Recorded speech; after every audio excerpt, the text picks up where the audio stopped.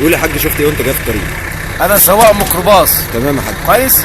انا شغال من بالليل، انا راكب معايا شباب زي الورد، واخد بالك ايه يا رجاله؟ رايحين فين؟ رايحين العباسيه. نركب ايه يا باشمهندس؟ شكلهم فلاحين، احنا عساكر، واخد بالك؟ ركبتهم من هنا يا حاج؟ ركبتهم بالهرم 7 8 مع بعض. كويس. انا رايحين عشان نحضر المليونيه، عشان احنا في اجازه ونزلونا العباسيه. واخدين لابسين امر بلطات يعني؟ وقمصان. واخدين امر. اوامر. امال ايه يا فندم؟ انا سواق ميكروباص وما بخافش. تمام يا حاج. واخد بالك؟ تمام يا حاج. سيدي الفاضل، تسلم. يابا رقمي مع حضرتك. تمام. ايوه رايحين يقفوا العباسيه هناك، تكليف منهم عساكر. لا بينزلوا عساكر بالامر.